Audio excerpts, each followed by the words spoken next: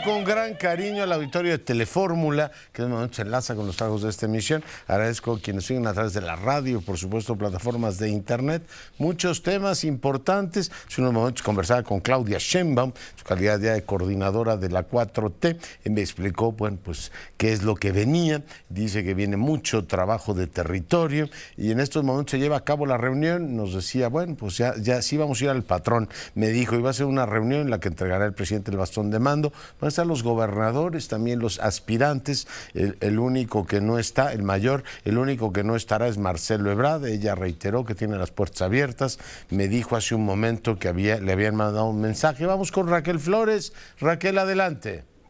Leonardo, ¿cómo estás? Muy buenas noches. Sí, tiene poco más de 15 minutos que ingresó a este restaurante El Mayor, ubicado en la calle de República de Argentina, en el centro histórico de la Ciudad de México, Claudia Sheinbaum, quien ya es la coordinadora nacional de los comités de defensa de la Cuarta Transformación. Aquí, como bien comentas, han arribado pues un importante número de gobernadores y gobernadoras de la República Mexicana, quienes vienen a presenciar este evento, hay que decirlo, inédito, Leonardo, la entrega del bastón de mando que hará el presidente Andrés Manuel López Obrador a Claudia Sheinbaum para pasar esta responsabilidad y el liderazgo del movimiento político que encabeza. Claudia Sheinbaum entró en medio, pues sí, de porras, de muchos simpatizantes que vienen de distintas zonas de la Ciudad de México, que están apoyando a la ex jefa de gobierno de la Ciudad de México con mucho entusiasmo, con mucha alegría, aplaudiéndolo y ahora también diciendo es un honor estar con Claudia hoy. Ingresaron también las corcholatas, las que no ganaron esta encuesta, ya están todos dentro, es un evento privado, es lo que nos anunciaron. Eso también es inédito, ¿no, Raquel? También es inédito, efectivamente. Oye, ¿les van a compartir material gráfico? ¿Cómo va a estar el asunto? No nos han informado, seguramente sí, porque estamos esperando, no sé, la imagen, la fotografía, donde Claudia tenga ese bastón de mando o el presidente López Obrador pues salga con ella a mostrarlo. O ver las caras. ¿Viste la transmisión de ayer, no? Las caras decían más que cualquier otra cosa, pero bueno, supongo que nos darán imagen de todo esto y bueno, está la reunión. ¿Tienes idea de cuánto durará? Nos comentaron que sería alrededor de 30 minutos que durará esta importante reunión, este bastón de mando que entrega el presidente. Repito, están en el restaurante Mayor, es una terraza que está aquí en República de Argentina, en el centro histórico. Hay mucha gente aquí en espera y vamos a ver si se atreven a salir, si por lo menos sale Claudia ya con este bastón de mando o nos mandan este material que también estamos esperando para conocer de este evento inédito por parte de el Movimiento Ciudadano. Movimiento de Regeneración Nacional, perdón. Así es, Leonardo. Aquí también sería inédito que lo hiciera Movimiento Ciudadano, aunque creo que esos usos y costumbres no los tiene el buen. Gracias, Raquel. Comentaba, hoy le preguntaba a Claudia Sheinbaum, Xóchitl Gálvez Larreta un debate, y dice, ya habrá tiempos para debates, ahora van a otras cosas. El INE dio por iniciado el proceso electoral 23-24, el único que se registró como candidato aspirante independiente es Eduardo Verástegui. Me permite que hagamos una breve pausa, regresamos en un instante. Seguimos con la información. Hoy dio a conocer el INEGI, el Índice Nacional de Precios al Productor y al Consumidor. Tengo aquí los datos. Bueno, pues el índice subió a 4.6, o sea, ascendió a 4.64, que es menor que los anteriores. Los precios crecen a un menor ritmo que en el año anterior, por ejemplo, lo tuvimos en 8.70. El índice de precios subyacente aumentó 0.27 en el mensual y 6.08 en el anual. Bueno, pues son los datos del índice de precios al consumidor. Va bajando la inflación y el productor, bueno, pues incluyendo petróleo, aumentó 0.53%, una tasa mensual de 0.05, lo cual, bueno, pues nos pone en una situación comparativamente mejor que la del año anterior, que era notablemente más alta. Bueno, pues le comento que más información se está llevando a cabo en estos momentos, el ritual que el presidente ha dispuesto para entregar el bastón de mando a Claudia Sheinbaum. Ya llegó el presidente al Mayor, ya están los gobernadores y desarrollarán a puerta cerrada lo cual es pues bastante llamativo. El evento parece más como una reunión de deliberación de hacia dónde se mueven las cosas. Supongo que se hablará de distintas cuestiones que tienen que ver con pues el despliegue territorial que a partir de ahora tendrá Morena. Me decía hace un instante Claudia Sheinbaum, que platicaba con ella, que viene un trabajo territorial muy importante. Bueno, además de la parte simbólica que le quieren dar, supongo que será por eso esa puerta cerrada, un tema más operativo ahí con los gobernadores. Pero hoy el presidente, que habla tanto, es interesante, por supuesto, escucharlo en las mañanas, son 2 horas y media, 3, a veces es difícil, y ya hace muchos años José Ramón Cosío ubicó que, entre otras cosas, pues dictaba políticas públicas y hacía un montón de cosas, ¿no? Tenía esta parte profundamente llamativa que él creía o decía que porque él lo formulaba las cosas ocurrían. Hoy se abrió, como su pecho no es bodega, de capa, y nos dijo que, bueno, pues en realidad metido en el proceso electoral sí estaba, y que él, como es el jefe de la administración pública y no tiene a nadie por encima de él mismo, se dio una licencia, ¿no? Y dijo, bueno, pues ¿por qué no? 2 meses me voy a dedicar al proceso electoral, pero ya no. Y ahora me voy a dedicar de lleno al gobierno de la República. Así se abrió de capa, o sea, claramente el proceso interno de Morena contó con la participación directa del jefe del Estado. Escúchelo usted en sus propias palabras. Ya hoy entrego, ya mañana es gobierno completamente. De por sí, desde el principio fue gobierno, pero tenía una licencia y como esto era muy importante, tenía que entregar la dirección del Movimiento de Transformación, pues sí estuve pendiente, como 2 meses. A ver, póngala de nuevo porque creo que no tiene pérdida. A ver, me la ponen de nuevo. O sea, dice, siempre ha sido gobierno, pero bueno, me tomé una licencia que él mismo se dio de 2 meses para meterse al proceso electoral a la grilla. Y ahora sí ya, presidente de tiempo completo. Privilegios de quien manda, escúchenlo. Ya hoy entrego, ya mañana es gobierno completamente. De por sí, desde el principio fue gobierno, pero tenía una licencia y como esto era muy importante, tenía que entregar la dirección del Movimiento de Transformación, pues sí estuve pendiente, como 2 meses. Yo a mi edad, ministro Cosío, miembro del Colegio Nacional, me sigo sorprendiendo de estas cosas. Buenas noches, doctor. Hola, querido Leonardo, ¿cómo estás? Muy buenas noches. Tú eres hombre experimentado y supongo que has oído cosas así, pero para mí esto de que el presidente diga que se toma licencias para meterse al proceso electoral, pero que ahora sí se va a dedicar a gobernar, me resulta cuando menos llamativo. No, pues absolutamente. Mira, una característica del sistema presidencial mexicano, que no del presidencialismo mexicano, es que el presidente de la República es simultáneamente jefe de Estado y jefe de gobierno. Él es el líder, es el coordinador de todos los esfuerzos de la Administración Pública Federal. Entonces, si él declara, como lo acabamos de escuchar todos, aquí nadie está inventando nada, son sus propias palabras, que lleva 2 meses dedicado a esto o dedicándole tiempo a labores partidistas, pues la verdad sí es muy preocupante por una parte. Y a lo mejor por la otra, ya diciéndolo con franqueza, pues uno se explica tantos desatinos de la administración pública que no tiene un líder, ¿no?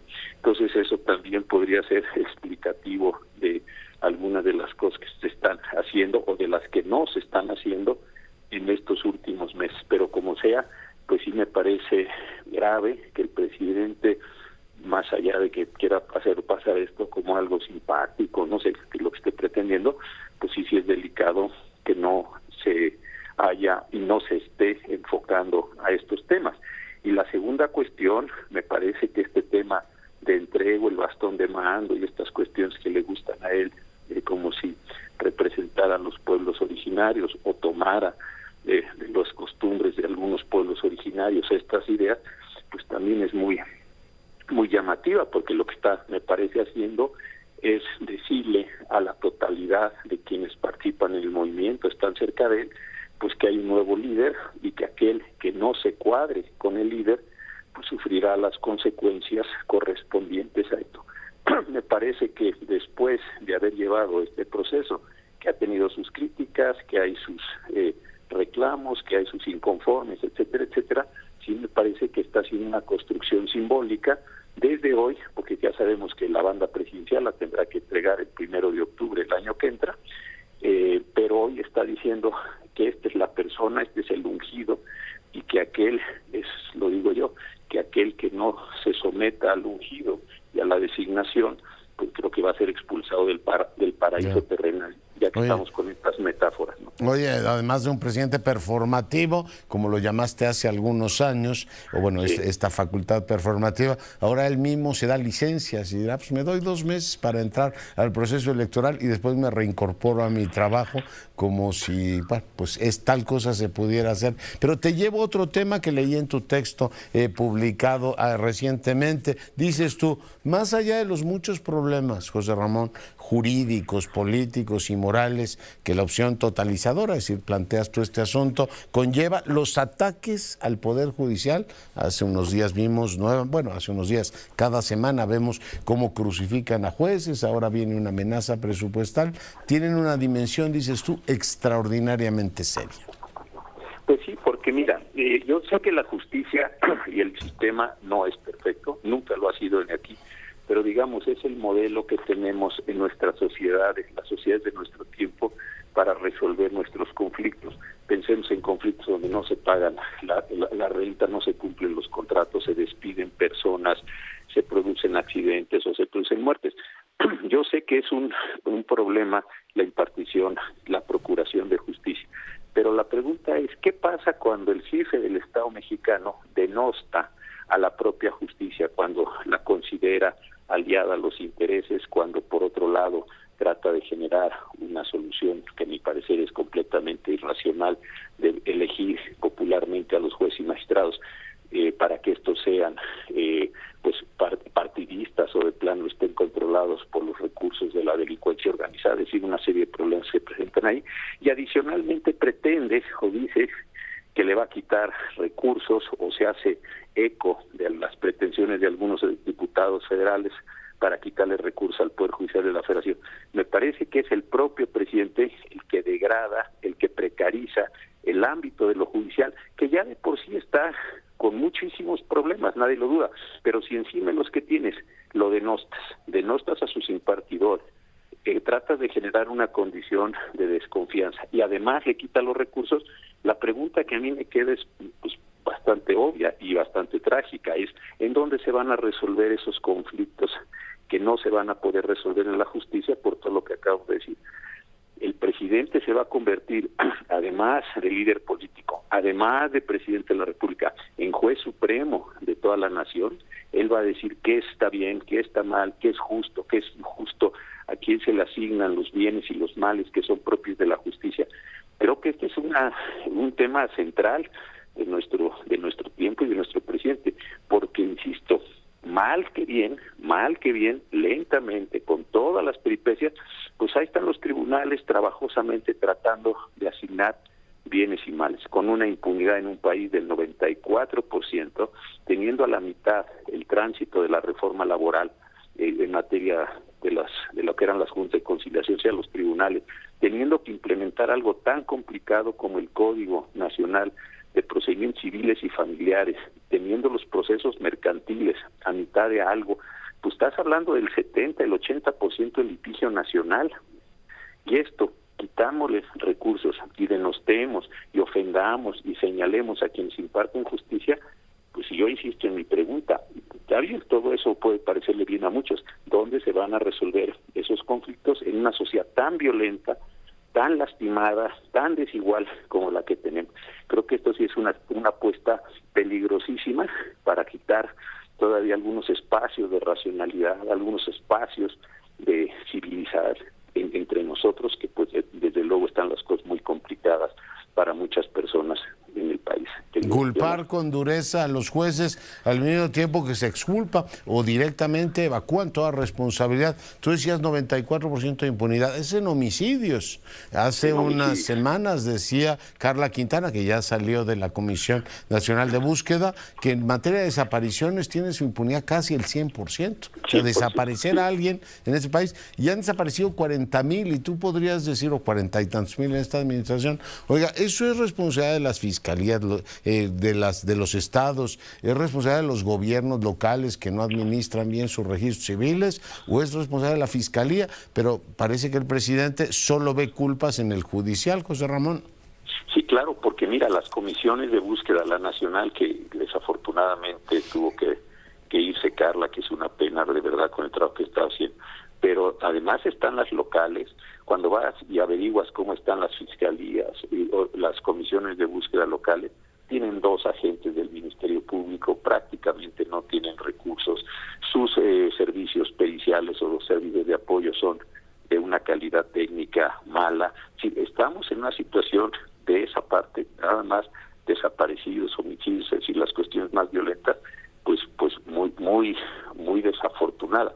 Se le quitaron los fondos también a los medios de protección de las mujeres que están siendo maltratadas por el presidente de la República, se cancelaron estos fideicomisos, es decir, hay una precarización completa, hay una pérdida de importancia, de centralidad, como lo queramos decir, de todos estos mecanismos intermedios de resolución, de mediación de los conflictos. Y el presidente piensa, de verdad, que con su palabra, y ahí es donde está toda esta cuestión postulativa que él hace, él piensa que es su palabra, que es su ejemplo, que es lo que dice, que etcétera, etcétera, es suficiente para que la sociedad se pacifique, para que la sociedad se tranquilice. E insisto, si él está cerrando los espacios de la judicatura, federales o locales, si está quitando la importancia y centralidad, pues entonces, ¿quién va a ser el juzgador? ¿Quién va a ser el que resuelve estos conflictos, el que participe en todas estas Y en ausencia de jueces y leyes, pues eso se llama autoritarismo, José Ramón. Por un lado sí, por un lado desde luego sí, y por otro lado pues dejas que los violentos, los que se hacen justicia por su propia mano o que están dispuestos a contratarse y a vender sus servicios para hacer la justicia a otros que no la pueden hacer por su propia mano, pues se sigan incrementando en el país. Hay personas que desafortunadamente están considerando, o de hecho lo están haciendo, llevar su cobro de deudas a través de fuerzas ilegales, otros que están resolviendo conflictos, en fin, empieza a haber como una participación de la delincuencia en tareas también que de origen debieran ser de la justicia. Entonces yo insisto, está mala justicia, sí tiene muchísimos problemas, pero si a eso... Pero no ganas nada golpeteándola. No ganas nada, ¿no? Exactamente. Y recortándole presupuesto. Ayer argumentó la Suprema Corte, que por cierto dio a conocer que despenalizaba con una decisión el tema del aborto. Creo que es un avance civilizatorio. Dio a conocer que bueno, pues buena parte de esos fideicomisos son o se destinan para las pensiones de los jueces, ¿no? Gente, hombres y mujeres que han dado su vida al servicio de la República, de pronto les dices, pues sabes que ahora les tenemos que recortar porque no alcanza el dinero. Y yo me imagino que muchos dirán, oiga, 8,400,000,000,000 de pesos, que es el presupuesto federal, no alcanza para pagar las pensiones de los jueces. Fíjate que ese tema de los fideicomisos, además no son fideicomisos de ahora, son fideicomisos que tienen muchísimos años, están auditados, todo fideicomiso pues tiene un fin, esos fideicomisos no son para un gasto corriente. Entonces creo que también ahí se está haciendo una idea como si de los fideicomisos cada quien pudiera hacer lo que se le pegue la gana y meterle mano a los fideicomisos y hacer todas las desviaciones. Yo creo que esto no es así. Ahí hay digamos, distintas actividades. Algunos son para las casas que tienen asignados jueces y magistrados, precisamente para tratar, desde hace ya muchos años, de mantenerlos en zonas razonablemente seguras para evitar que la delincuencia, que han matado a algunos jueces... En Colima, ¿te acuerdas? En Colima, exacto. Aquí en el Estado de México, 2. Mira, y hay una parte también muy complicada que no se mira. La otra es decir, hay personas que tienen automóviles blindados Bueno, pues a mí me parece muy bien que lo tenga, como me parece muy bien que lo tenga el presidente de la República, ciertos secretarios de Estado. Pues si estamos en una situación muy compleja, ¿por qué no habrían de tener estos elementos que no están dados en razón de su persona, sino están dados en razón de la función que están realizando en el país? Sí, si eso no lo discutimos así con claridad, pues sí se lleva muchos, en este caso, pues elementos demagógicos. Pero bueno, José Ramón, te agradezco mucho que hayas estado esta noche con nosotros. Un abrazo, gracias, hasta pronto. El doctor Cosío es miembro del Colegio Nacional, hoy conversando con usted. Cambio de argumento informativo y voy ahora con la alcaldesa Brugada, una de las aspirantes a gobernar la Ciudad de México, ha decidido dejar el cargo. Alcaldesa, ¿cómo está? Buenas noches. Hola, buenas noches, Leonardo. Estamos aquí para servirles. Pues cuéntele al auditorio qué la mueve efectivamente a dejar el cargo, cómo está viendo su futuro político. Por cierto, hoy el presidente vio a Martí Batres, salió Martí Batres diciendo que todavía no se han fijado las fechas para ver el tema sucesorio en la capital. Pero cuéntenos cómo están las cosas para usted. Sí, bueno, pues hoy decidí hacer pública la presentación de mi licencia como alcaldesa. Voy a dejar Iztapalapa para dar un paso hacia uno de los temas pues ya políticos muy importantes en esta ciudad. Quise separar lo político de lo administrativo como debe de ser, y por eso mismo es la licencia, y me voy contenta de Iztapalapa porque hemos logrado transformar una población que siempre estuvo considerada como el patio trasero de la Ciudad de México. Hoy logramos cambiar las cosas, se combatieron grandes desigualdades y se logró hoy tener la mejor y mayor infraestructura deportiva, cultural, de bienestar de toda la ciudad.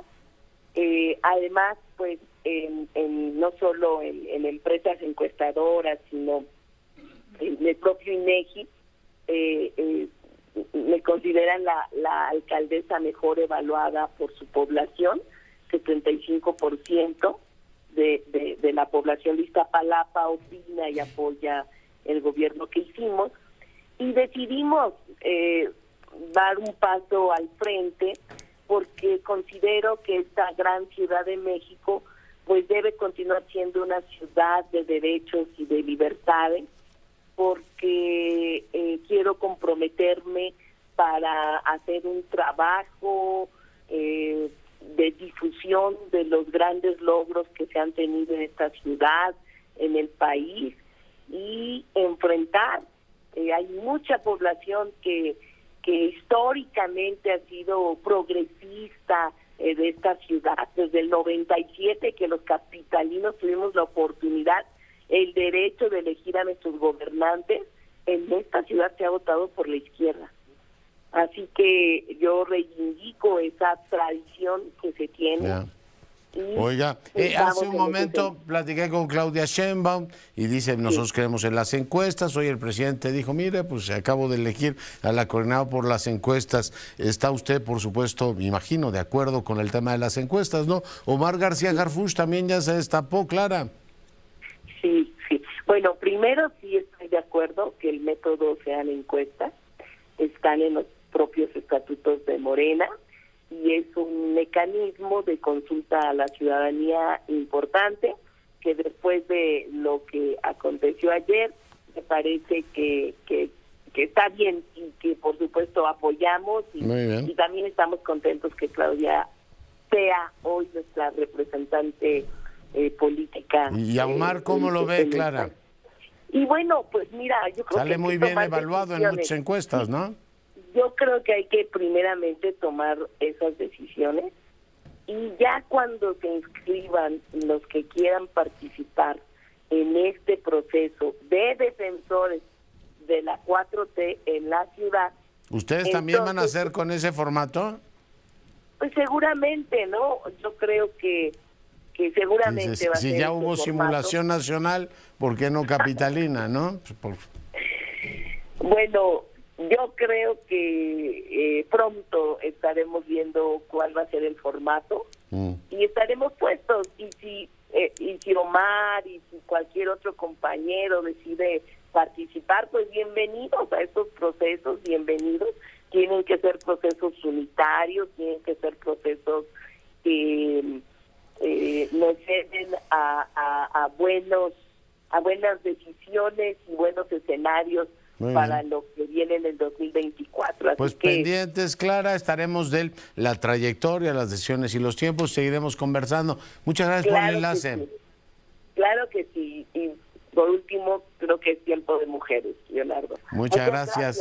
Clara Brugada pide licencia a la alcaldía de Iztapalapa. Voy ahora con Edmundo Jacobo, como todas las semanas. Edmundo, ¿cómo estás?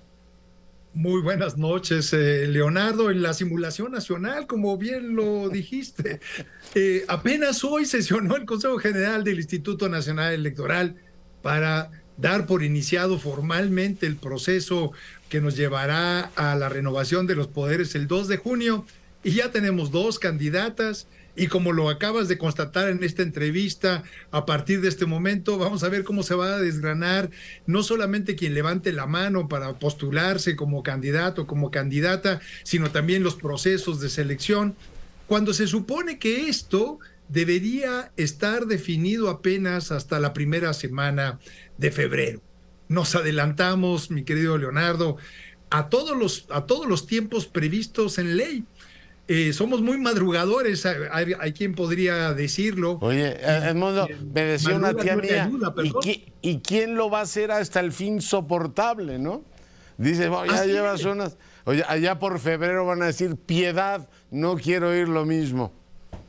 No, pero también, cuidado, porque se pueden meter en un pantano bastante complicado.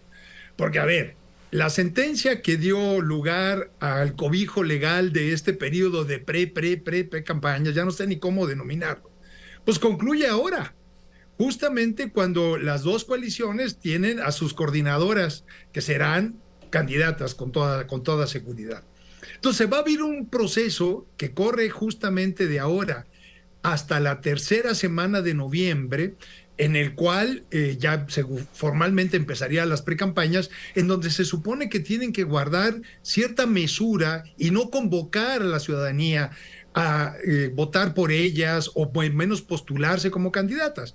Entonces están en un terreno, francamente, que yo denomino de muy pantanoso, en donde se van a acumular una gran cantidad de agravios, que se van a convertir en quejas, que van a llegar al INE y después al tribunal, y que pueden ir constituyendo causales de nulidad por si se llegara a ofrecer después, dependiendo de los resultados del 2 de junio. Sin duda, la coordinadora del Frente Amplio por México, que es senadora Xóchitl Gálvez, va a tener el cobijo de la tribuna del Senado. De todos modos, según las reglas establecidas, si estas se siguen respetando, ya que no se han respetado hasta el momento, y lo indican, tendría que cuidar mucho de no postularse públicamente como candidata o llamar, insisto, a que voten por ella. Pero por otro lado, la doctora Claudia Sheinbaum, pues tiene también otro problema. Ella sí renunció al puesto público que ostentaba y yo quiero ver qué va a hacer. Ya te lo anunció a ti. Viene un trabajo territorial y eso yo lo traduzco con que acudirá y recorrerá todo el país en múltiples reuniones. Seguramente esto no será a puerta cerrada y solamente entre militantes, porque quiere desbordar esa clientela política para convencer a muchos otros. Y esto, insisto, derivará en múltiples quejas. Luego después, si seguimos el calendario electoral, pues de la tercera semana de noviembre al 6 de febrero, como ya lo indicaba, es el periodo en el cual los partidos políticos, las coaliciones correspondientes, deben dirigirse solamente a su militancia para elegir a quien los va a representar. Yo quiero ver si en ese periodo solamente quienes desde ahora han desatado, no desde ahora, perdóname, hace 2 meses atrás desataron un gran despliegue nacional, van a seguir guardando las reglas del juego. Finalmente, será hasta el 1 de marzo que iniciará el proceso electoral formalmente como lo conocemos. Es todo esto, yo creo que es muy importante tenerlo muy en mente, porque a mí lo que me preocupa, Leonardo, es que al haberse violentado las normas, al haberse abierto estos periodos y adelantado todos los tiempos, así está escrito, ¿no? Después podríamos juzgar si es lo correcto o no lo correcto. Oye, Edmundo, me va a sonar la campana y te tengo que preguntar además de la confesión que hizo el presidente, que ya escuchamos un ratito, que se tomó 2 meses de licencia para meterse al proceso electoral. Es decir, ¿cómo influye eso? Déjame poner una breve pausa y regreso contigo. Claro que sí. Estamos en conversión con Edmundo Jacobo. Doctor, nos fuimos a la pausa y te adelantaba que me interesa mucho tu opinión sobre lo que el presidente dijo el día de hoy. Yo supongo que si uno se mete desde una posición de una oficina como la del presidente a un proceso electoral, pues le podrían decir, esas cosas no se hacen, y si se hacen no se dicen o no se reconocen en cadena nacional como hoy el presidente. Además dijo que se había dado él mismo una licencia. Eso puede, digamos, generar un problema en el futuro cuando el tribunal tenga que calificar la elección y decir, a ver, aquí no son opiniones como en su momento si Fox se metió o no al proceso del 2006. Aquí hay una confesión de parte, Edmundo. Efectivamente, y lo decía bien el ministro contigo hace unos minutos. Es una confesión muy grave, porque él no se puede dar una licencia. En todo caso, corresponde, si se formaliza, a otro poder otorgarle una licencia. Y él se contrató, Leonardo, desde la elección del 2018, porque eso es un contrato de la ciudadanía que a través de su voto elige a un presidente para ser el presidente de tiempo completo para todas y todos los ciudadanos. Y no ser dirigente de un partido político. Se supone que en ese momento deja esa posición para asumir la posición de jefe de gobierno, de jefe de Estado, como bien nos recordaba el ministro Cosío.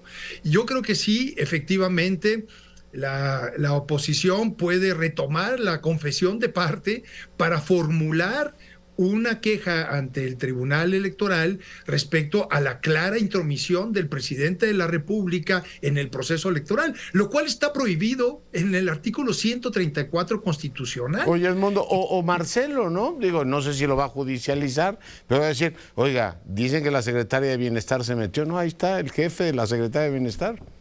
Exactamente. Y como eso hay un gran cúmulo de evidencias a lo largo de estos 2 meses en donde hubo injerencia de funcionarios públicos en el proceso que hicieron declaraciones expresas e incluso pues lo que vemos que están reportando de gastos de campaña frente a la evidencia pública a lo largo y ancho del país en espectaculares, bardas, mítines y demás, pues es francamente ridículo, por decirlo de alguna manera, frente a esa evidencia. Es decir, es a lo que te mencionaba hace un momento. Se están acumulando una gran cantidad de agravios que podrían justamente dar cuenta de cómo se han ido violentando las reglas desde la Constitución, las leyes y los diferentes acuerdos del Instituto Nacional Electoral, y que pueden configurar incluso escenarios de solicitar la nulidad de una elección por esta cúmulo de evidencias, insisto, en contra de las normas establecidas.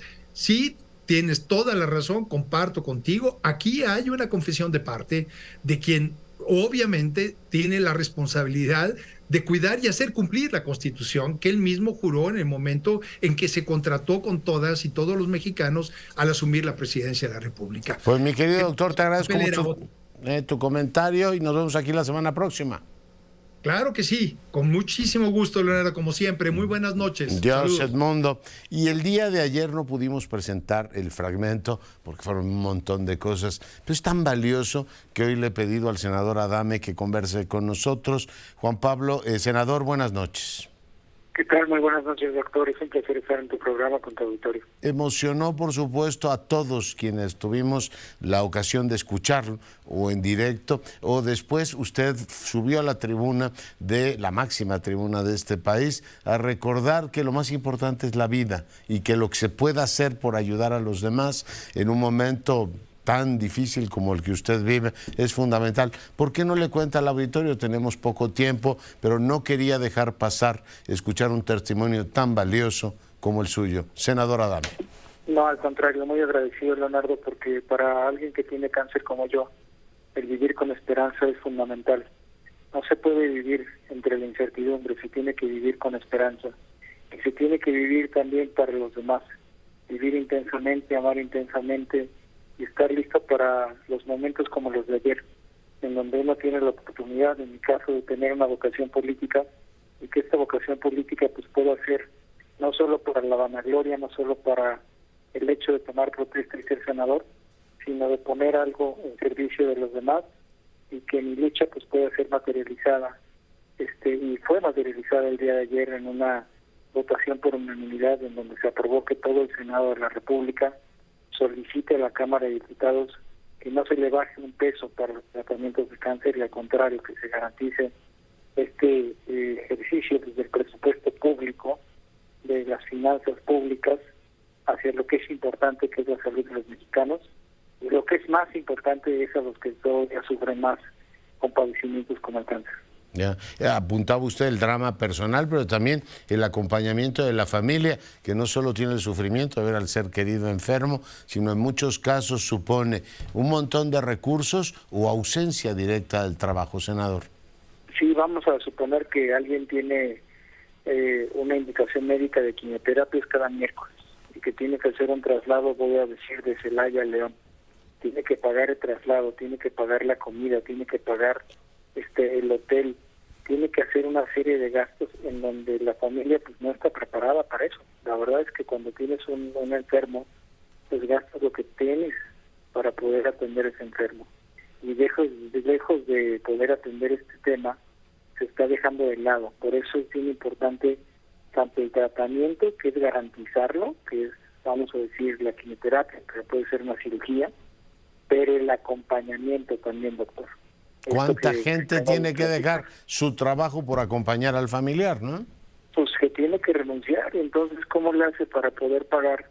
Porque en su trabajo no lo dejan faltar los miércoles porque tiene que ir a acompañar al paciente, y eso es un drama familiar que le toca a miles de familias de nuestro país, y que me parece ahí es en donde los que nos dedicamos a la cosa pública, pues tenemos que hacer algo, porque es ahí en donde no hay colores, donde no puede haber partidos, y por lo menos yo estoy muy agradecido porque el día de ayer eso se dio en el Senado de la República frente a todo lo que estamos viviendo, como tú decías, todo el merequetén que se armó ayer, y que ayer vimos en el Senado algo distinto, una unidad en torno a una causa, y eso me parece bien valioso. Pues yo quiero agradecerle mucho que nos recordara qué es lo más importante y que de vez en cuando, pues la vida o en las tribunas parlamentarias o en otras partes, en este caso en una cadena nacional, recordar que lo mejor que podemos hacer por los demás es efectivamente usar nuestras capacidades para que tengan una vida mejor, y decía usted el triunfo del amor. Nos recordó usted lo más importante el día de ayer y yo quería agradecérselo. Muchísimas gracias, doctor. Siempre es un placer platicar y decir pues lo que cerré con el discurso. El amor vence siempre, entonces hay que amar intensamente y hay que agradecer cada día que estamos vivos. Y yo le agradezco mucho que converse con nosotros y nos recuerde lo importante. A veces estamos con lo accesorio, muy preocupados, alterados, pero usted ayer con una enorme categoría nos recordó, y autoridad además, nos recordó lo más importante. Gracias, senador Adame, buenas noches. Muy buenas noches, doctor. Y dejo este tema y vamos a la pausa musical. Gracias, nos vamos con Así hablaba Zaratustra. Cuídese y sea maravillosamente feliz, se lo merecen.